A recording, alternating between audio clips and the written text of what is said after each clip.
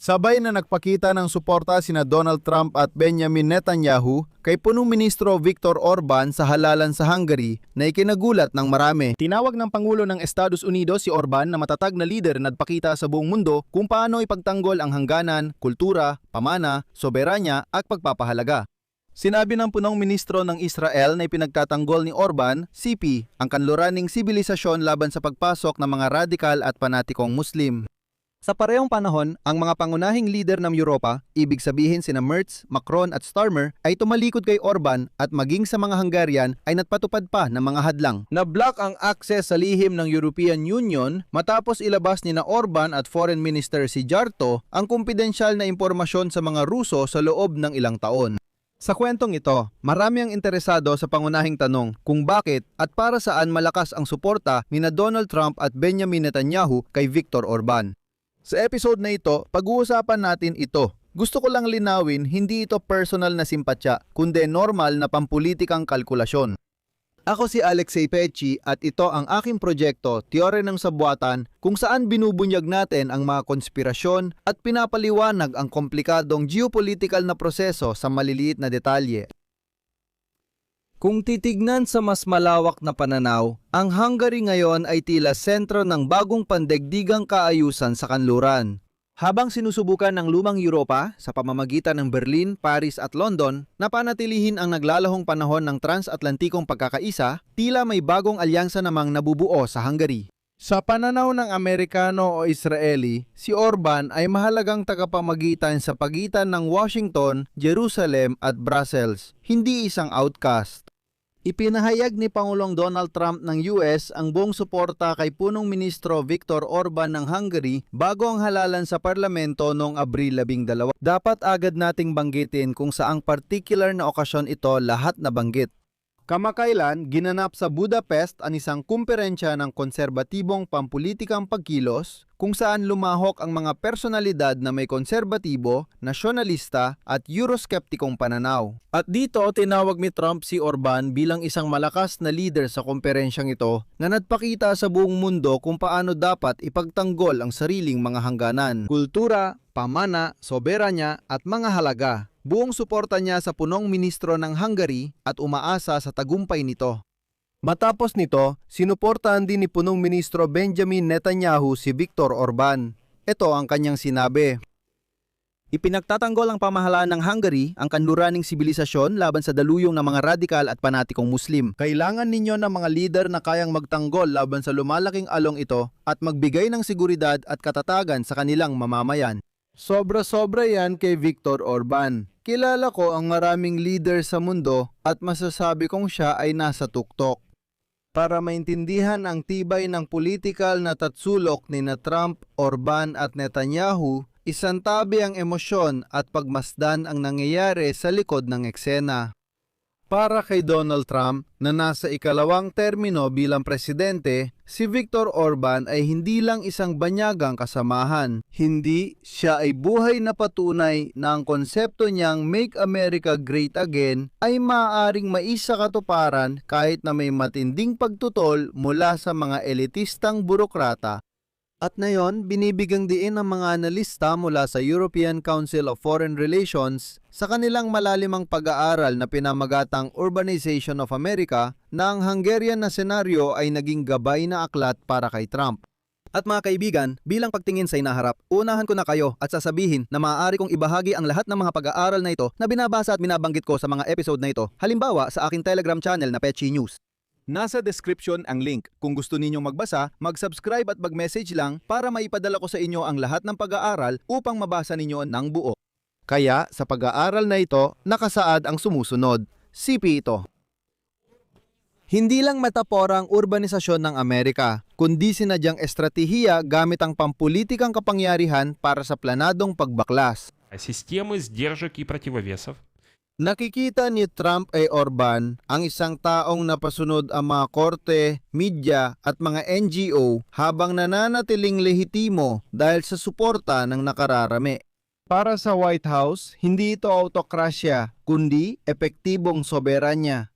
Dahil dito, naging malapit si Viktor Orban kay Donald Trump. Hindi tulad ng punang ministro ng Britanya na si Keir Starmer o ng Pangulo ng Pransya na si Emmanuel Macron, si Orban ay malinaw na hindi nagtuturo sa Washington tungkol sa pag-atras ng demokrasya, tungkol sa kung ano-anong mga halaga at iba pa. Nagsasalita si Orban gamit ang wika ng pambansang pagkamakasarili na agad naiintindihan ni Trump. Ang pambansang pagkamakasarili ay kapareho rin ng isolationism. Ibig sabihin, inuuna ang sarili kaysa iba. Kapag nagtatalo si Trump kay Starmer tungkol sa taripa o kinukutya si Macron sa pagtatangkang bumuo ng European Army, tinitingnan niya sila bilang mga kinatawan ng lumang gwardya na humahadlang sa kanyang transactional na diplomasya. Si Orban naman mistulang kakampi sa kampo ng kabila. At kapaki-pakinabang kay Trump na magkaroon ng parang panakot sa loob ng Europa sa katauhan ni Orban para ipakita sa natitirang bahagi ng Europa kung anong klaseng mga politiko ang kaya niyang makasundo. Sa totoo, isang impluwensya ito sa mga botante sa ibang bansa.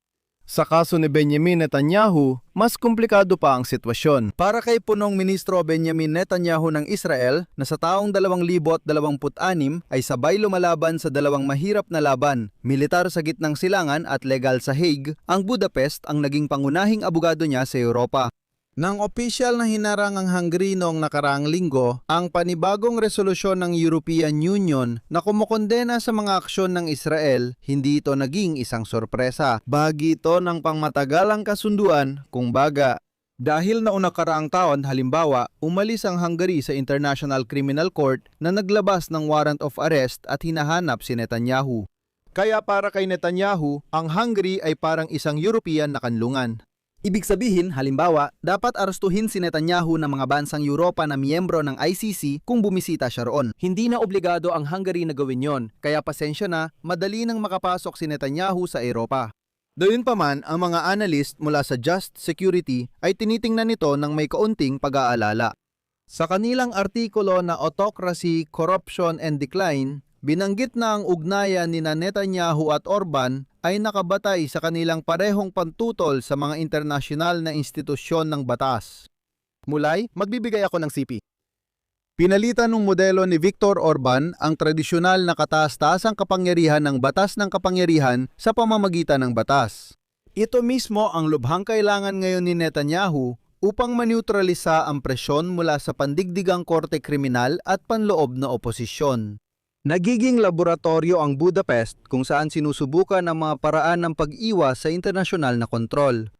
Para kay Netanyahu, si Viktor Orban ang garantiya na maririnig ang boses ng Israel sa Brussels kahit pa ang buong natitirang kontinente ay magpasya na talikuran siya. Ito ay estratehikong lalim na binili kapalit ng ideolohiya.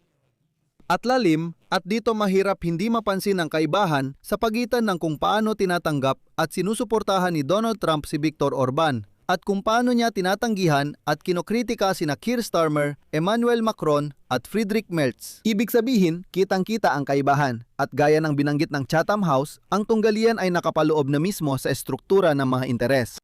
Kadalasan, ang mga interes na ito ay batay sa pansariling pakinabang.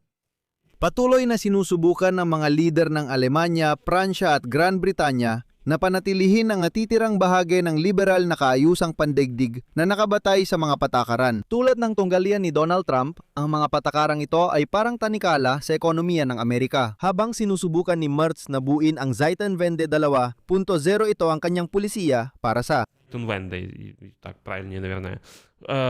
pagprotekta sa industriyang Aleman. Itinuturing ito ni Donald Trump bilang proteksionismo laban sa Estados Unidos. Si Orban ay hindi naghangad ng pandigdigang pamumuno, nais lang niya ng kapaki-pakinabang na kalakalan at kontrol sa kanyang teritoryo, kaya perpekto siyang kapartner ng White House. Si Starmer, punong ministro ng UK na nagbabalansi sa katapatan sa NATO at ugnayang pang-ekonomiya sa EU, ay tila tao mula sa nakaraan para kay Trump. Dahil sa intelektual na snobismo ni Macron, naiinis ang kasalukuyang administrasyon ng Estados Unidos. Sa ganitong sitwasyon, mas malinaw at madaling maintindihan si Orban. Nais niya ng kapangyarihan sa bansa at pera mula sa labas. Sa huli, sa sitwasyong ito, ang hinaharap natin ay isang napakataas na antas ng politikal na pragmatismo. Maging tapat, ang suporta ni Donald Trump kay Orban ay hindi tunay na paniniwala sa kanya bilang leader. Hindi syempre ito ay paggamit sa Budapest bilang isang kabayong Troyano sa loob ng European Union. Dahil ang pagkakawatak-watak ng European Union ay ang pinakamagandang regalo para kay Donald Trump. Bakit? Matagal nang sinabi ni Donald Trump na nais niyang makipagkasundo sa bawat isa ng paesa-isa, hindi sa nagkakaisang European bloc. Mas kapaki-pakinabang para sa kanya na makipagkasundo ng hiwalay sa Alemanya, Pransya, Britanya, bagamat ang Britanya ay wala na sa EU at iba pa. At ang pagkakawatak-watak ng Europa ay pabor na pabor sa kanya at si Orban ay kinatawan ng ideya na posible talagang simulan ang pagkakawatak-watak na ito. Para kay Orban, mahalaga sa kanyang kaligtasan ang suporta ni Trump at Netanyahu. Dahil nag-freeze ng pera ang Brussels sa Hungary, kailangan ng Budapest ng bagong lehitimasyon at pamumuhunan. At ngayon, ang mga Amerikanong higanteng technological na nakatuon sa ganitong konserbatibong agenda tulad ni Elon Musk, pati na rin ang mga Israeli startup sa larangan ng seguridad ay nagsisimula ng aktibong pasukin ang mismong merkado ng Hungary. Sa agham pampulitika, mayroong tinatawag na Axis ng soberanya. Ito ay pakikipag-partner kung saan ginagamit ng bawat kalahok ang isa't isa para palakasin ang kanilang posisyon sa sariling bansa. Nakakamit ni Viktor Orban ang status bilang isang pandaigdigang manlalaro dahil nakikipag-ugnayan sa kanya sina Trump, Netanyahu at Javier Milei halimbawa.